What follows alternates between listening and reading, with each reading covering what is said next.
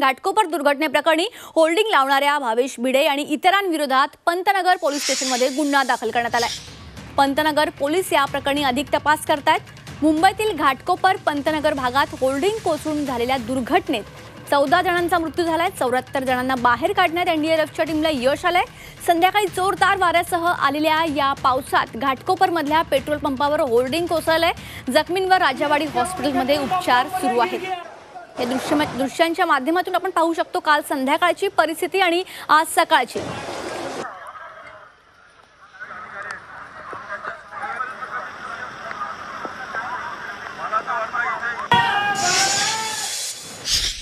दुर्दैवी मृत्यू पण याच्यामध्ये झालेले आहेत।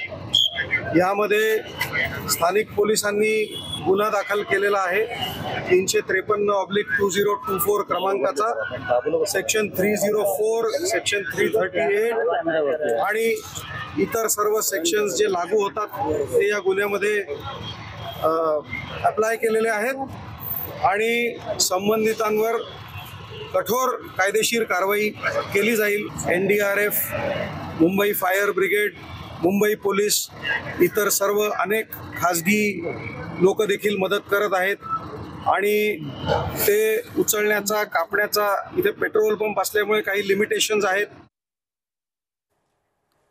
आमचे प्रतिनिधी मनोज यांनी तिथला आढावा घेतलेला आहे। मनोज, काय सध्याची परिस्थिती आहे?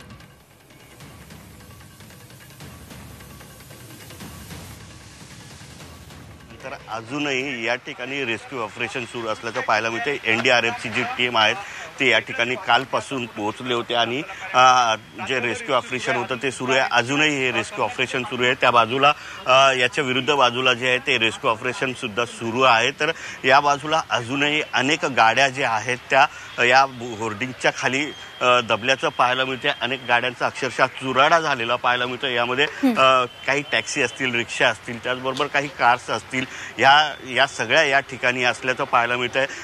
या विभागामधला हा एकमेव पेट्रोल पंप आहे आणि हायवेच्या बाजूला आहे, त्यामुळे या ठिकाणी मोठ्या प्रमाणात वाहनं जे असतात ते इंधन भरण्यासाठी येत असतात आणि काल संध्याकाळी या ठिकाणी मोठ्या प्रमाणात गर्दी होती। त्याचबरोबर सोसाट्याचा वारा सुटला होता आणि अनेक जण जे आहेत ते कुठेतरी आसरा घेण्यासाठी म्हणून या पेट्रोल पंपाजवळ आले होते आणि त्याच्यातच ही दुर्घटना घडलेली आहे।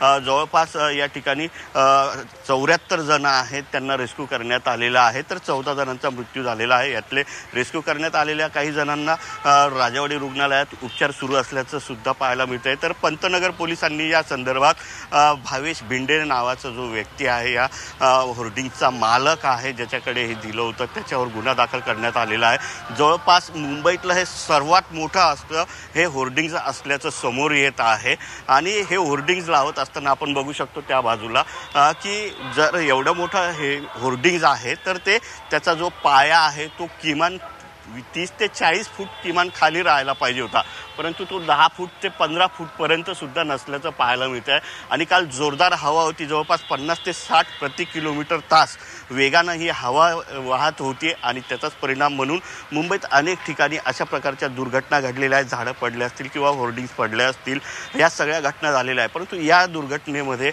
सर्वात मोठं जे आहे ते मनुष्यहानी झालेली पाहायला मिळते आहे। 14 जणांचा या ठिकाणी मृत्यू झालेला आहे, तर 74 जण आहेत त्यांना रेस्क्यू करण्यात आलेलं आहे। आता यामध्ये अजूनही काही वाहनं दिसत आहेत, आणखी कुणी या ठिकाणी खाली दबलेलं आहे का याचा शोध जे आहे ते एनडीआरएफची टीम असेल किंवा मुंबई महापालिकेच्या फायर ब्रिगेडची टीम असेल ते शोध घेत असल्याचं पाहायला मिळते आहे। अनेक रिक्षा, टॅक्सी असतील ते या ठिकाणी आपण बघू शकतो कशा चुराडा झाला आहे त्यांचा।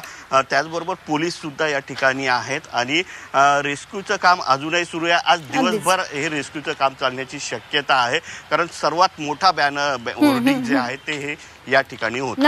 नक्कीच मनोज, धन्यवाद या सविस्तर माहितीकरिता। वेळोवेळी तुमच्याकडून अपडेट घेत राहू। तुर्तास धन्यवाद।